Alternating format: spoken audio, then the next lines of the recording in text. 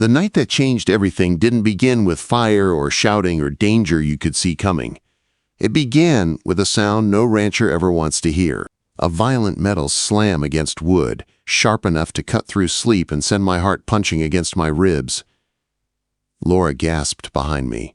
I turned toward the front door just in time to see it burst inward, the frame exploding into splinters that sprayed across the floor like shrapnel. A man stepped through the broken doorway, first a dark shape, then a face I knew too well. Todd Kensington, HOA board member, professional nuisance, full-time bully, and now standing inside my home with a crowbar gripped so tight his knuckles were bone white. "You were told to leave," he snarled. Laura pulled Emma close. Luke clung to her leg, shaking. My body moved before my thoughts caught up. I stepped in front of my family, feet planted, voice steady even as adrenaline flooded my veins. "Todd, put the crowbar down."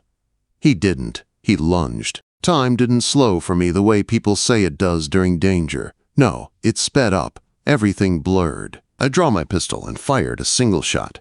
The blast filled the whole house, echoing off the walls. Todd staggered back, the crowbar clattering to the floor as he fell onto one knee, clutching his shoulder, blood already soaking through his shirt. And then he did something I'll never forget. He smiled. A wet, sick, twisted smile. "You just fell for it," he whispered. "Carter, you're done." Before I could process what he meant, the world outside erupted. Sirens, loud and close. Red and blue lights flashed through the shattered door. It had been less than 30 seconds since I fired. No sheriff in Texas responds that fast. Not to a ranch this far out. Not at this hour. Unless they were already waiting. A cold chill crawled up my spine. 3 sheriff cruisers flew down my gravel drive, tires kicking up dust clouds. Doors slammed. Boots thundered up my steps. Flashlights blasted into the house like white-hot spotlights. "Drop the weapon, now! Hands where we can see them! Do it!"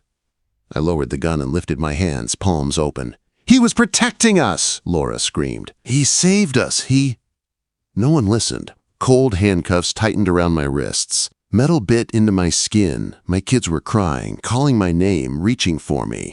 Luke's voice cracked like his heart was ripping open. "Daddy! Daddy, are they taking you away?" My mouth opened, but no sound came out. I couldn't speak, couldn't breathe. All I could do was stare at Todd being rolled out on a stretcher, still bleeding, still smiling like he'd won.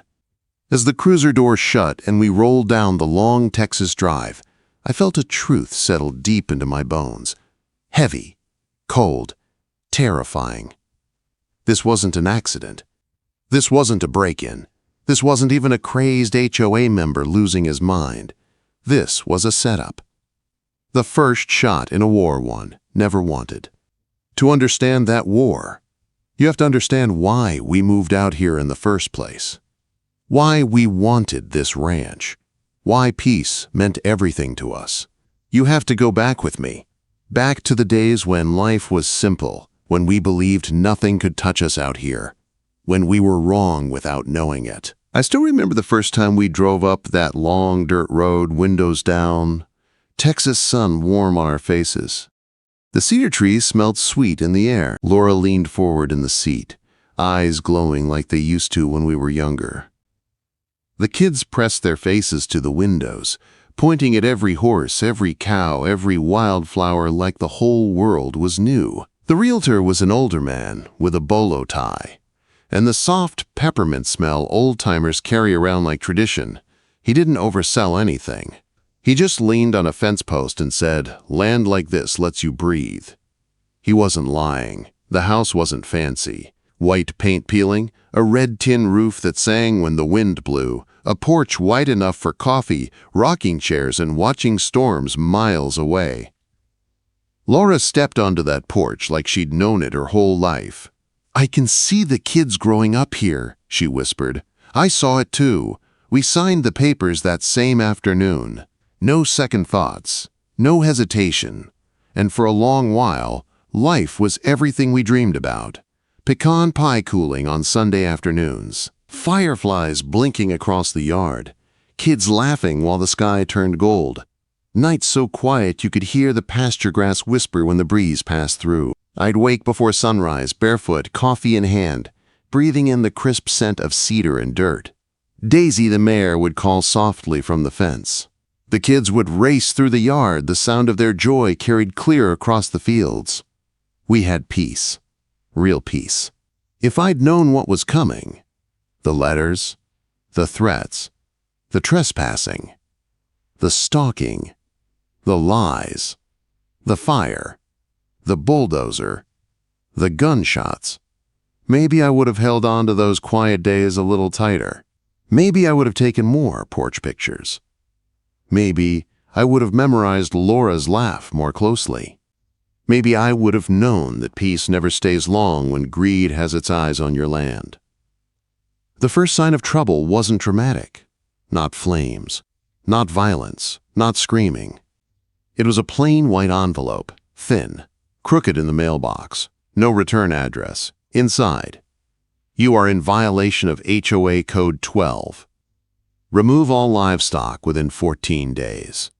We weren't in an HOA, not even close, but that was the breeze before the storm, the quiet warning before the chaos, the first crack in the world we thought would protect us.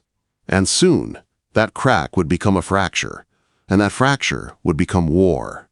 The morning after the arrest felt different from anything I'd known. The ranch was quiet, but not the warm kind of quiet that comes after a long day's work. This was a heavy quiet, the kind that settles on your shoulders and refuses to move. Even the wind sounded wrong as it moved through the mesquite trees, like it was carrying a warning. Laura moved around the kitchen in slow steps, her hands shaking as she packed the kids' lunches, even though none of us felt like eating. Emma stuck close to her, thumb in her mouth, eyes wide and scared. Luke sat at the table staring at the wood grain like he was trying to solve a puzzle only he could see. I tried to pretend things were normal, but the broken door frame, the scorch marks on the floor from flashlights, and the smell of gunpowder still hanging in the air made that impossible. I stepped outside to breathe and clear my head. That's when I saw them. Pink notices stapled across the front gate like cheap decorations.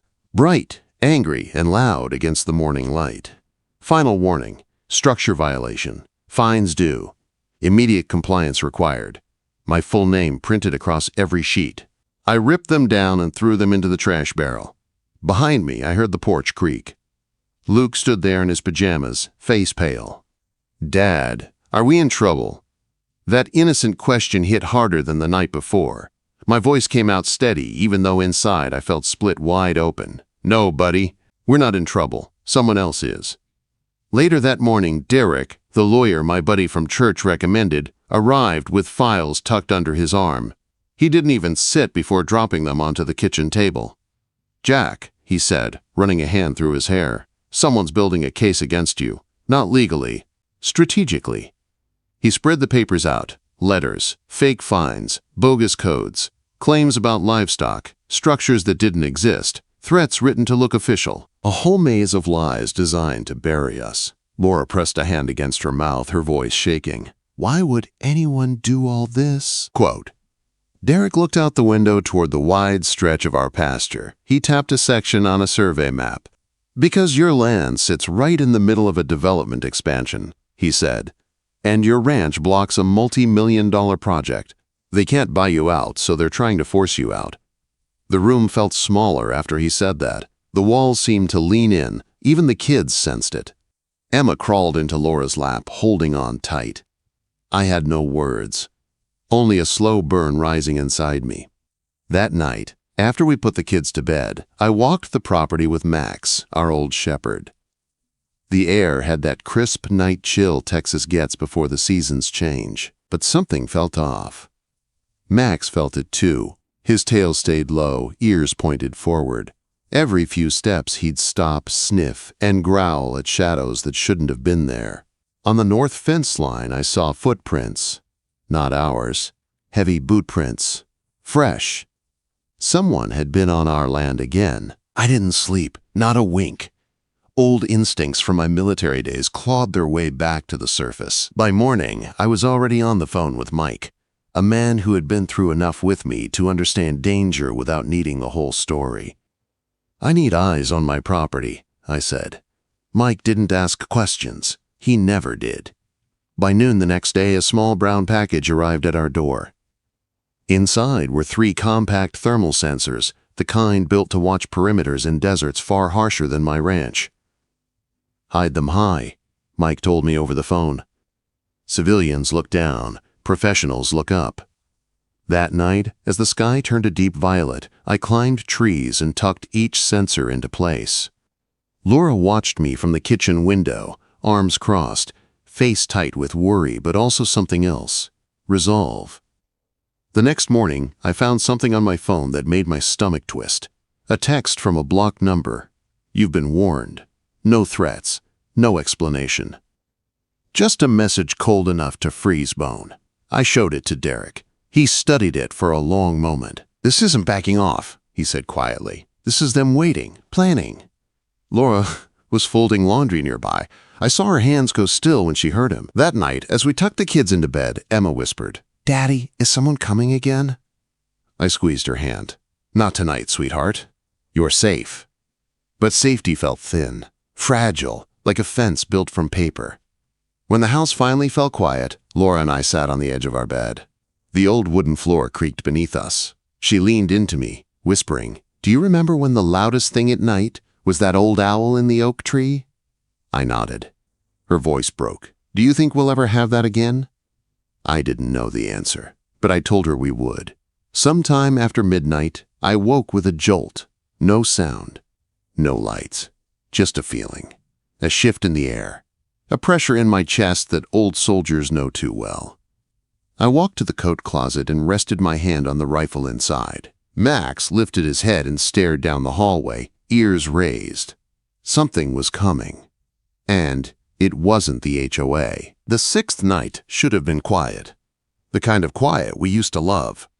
But everything inside that darkness felt wrong, heavy, thick, like the air itself was warning us to stay awake. Laura was brushing her hair in the dim bedroom light, wearing that old blue robe she loved. I was folding my shirt at the foot of the bed. Ordinary moments, calm moments, the kind of moments you don't realize you'll miss until they're taken from you. Then the motion light outside flashed. One fast burst that lit the curtains white. Laura froze. "Jack, did you see that?" Max sat up on the floor, ears pointed at the hallway, a low growl rumbling deep in his chest. I didn't answer. I didn't need to. I felt it too, that tight coil of danger winding up in the dark. 3 soft beeps came from the thermal sensor receiver on my nightstand. Movement. North pasture. Human height. Advancing, I moved toward the hallway, the wood beneath my bare feet cold as stone. Then I heard it. A click at the back door. Soft. Metallic. Someone trying the handle. My voice stayed quiet. Controlled. "Stay here," I told Laura. I didn't believe for a second that staying put would keep her safe, but it bought me a breath, one breath to take control. Max followed at my heel, growling slow and deep. I opened the coat closet and wrapped my hand around the rifle. The wood felt solid, familiar, like holding the hand of an old friend. Another sound. Louder, the back door handle twisting hard. And then, crack. Glass exploded from the kitchen window. A man climbed through, boots hitting the floor hard. Black hoodie, gloves, bandana over his face. A crowbar in his hand. Max lunged toward the hallway, barking with a fury I hadn't heard in years. The intruder turned his head. The bandana slipped just long enough for me to see the face underneath. Todd Kensington. The man who'd broken in. The man who'd smiled through his own blood. The man who'd sworn I was done. He lifted the crowbar and stepped toward the hallway where my kids slept. I didn't hesitate. I fired. The rifle roared through the house. Todd spun sideways, hitting the counter and collapsing, groaning in pain. Blood soaked his shirt, but that wasn't the part that chilled me. He smiled again, sick, triumph burning in his eyes. "You fell for it," he hissed. "You're done." Then, sirens, fast, too fast. Red and blue lights flooded the walls. Less than 30 seconds after the shot, they'd been waiting. The front door blew open. Deputies poured inside, rifles raised. "Drop it! Hands up!" I laid the rifle on the floor, lifted my hands. Laura screamed behind me. The kids wailed in the hallway. But the deputies never looked at them, never looked at the shattered window or the crowbar or the blood. They only looked at me. Cold steel closed around my wrists again. They dragged me out in front of my children. Luke's voice cracked. "Dad! Daddy! Please!" I couldn't answer. My throat felt carved out. They shoved me into the cruiser. The door slammed. The ranch slid away through the window as we drove off into the night. At the station, they put me in a small holding room. No jail cell. Just a metal table and a camera blinking red in the corner. My hands still smelled like gunpowder. My shirt still smelled like Laura's laundry soap. Violence and home mixed together in a way that made my stomach twist. After what felt like forever, the door opened. Sheriff Daniels walked in holding a tablet. He set it on the table and slid it toward me. "Your camera's auto-uploaded to the cloud," he said quietly. Good thing, too. Somebody was planning to wipe them. We watched the footage together, Todd testing the door, breaking the window, climbing in with the crowbar raised, stepping toward the bedrooms. Then my shot. When it ended, Daniels spoke in a low, steady voice. "Jack, that's self-defense. Under Texas law, you're clear." Relief hit me so hard I almost went limp. "You're free to go," he added. "But listen, someone's setting you up, and they're not done." When he drove me home, Dawn was brushing gold across the pasture. The house was quiet. Too quiet. Laura met me at the porch steps and fell into my arms. The kids clung to my legs. For a moment, I felt like everything might finally steady itself. But the truth was waiting in the mailbox. A thick government envelope. Petition for emergency removal of minor children. Filed by CPS. Laura's legs buckled. Emma cried. Luke stepped in front of her like he could shield her from the pain on the page. Someone had accused us of abuse, neglect, danger. Someone was trying to take our kids. We fought. God, we fought. Derek prepared evidence. We built a case. Pastor letters. School records. Medical notes. Footage of the break-in. The courtroom was cold as a grave. CPS presented staged photos. Cropped videos. Lies from anonymous neighbors. They recommended the children be removed for their safety. Laura sobbed quietly beside me. Then Derek played our footage. The window breaking. Todd climbing in. The raised crowbar. My warning. My shot. Silence took over the room. The judge spoke softly. "I see no danger to these children from their parents," petition denied. Laura's sobs shook through her whole body. I felt my lungs expand for the first time in days. But outside the courthouse, a black SUV idled, tinted windows, someone watching. This wasn't over, not even close. Days later, I found the real truth, hidden inside a black envelope in my old shed. A USB drive. Emails, payment logs, forged documents, a plan. Litex Infrastructure Group had already told the federal government they owned our land. They'd stolen the payout, and when they realized we were still living here, they panicked. They hired men, used fake HOA codes, filed false CPS reports, sent armed intruders, and when that failed, they sent a bulldozer. At dawn, fires lit across our land in neat, measured lines. 4 points, purposeful, a smoke funnel to force us out. I rushed the family into the storm cellar just as the bulldozer hit the front porch, ripping our home apart. The world roared above us, fire, splintering wood, metal tearing through memories. The kids clung to us, shaking. Laura whispered prayers against my shoulder. Then, silence. And sirens. Real ones. When we climbed out, the yard was filled with FBI vehicles, DOJ agents, deputies. Men in handcuffs face down in the dirt. Claire Huxley, Litex executive, being arrested in her high-rise for fraud and attempted murder. Todd found hiding in a motel, the fake HOA scheme exposed. The agents told me your files broke this open. It took a year to rebuild. Friends brought lumber. Neighbors brought food. Strangers came to help rebuild our porch. One evening, I sat on that new porch, fresh pine boards still smelling warm and sweet. The kids chased each other across the yard. Laura handed me a mug of coffee and leaned against me. The wind moved across the pasture, soft, honest, peaceful again. "Do you think it's really over?" she asked. I looked out across our land, rebuilt and still ours. "It's over,"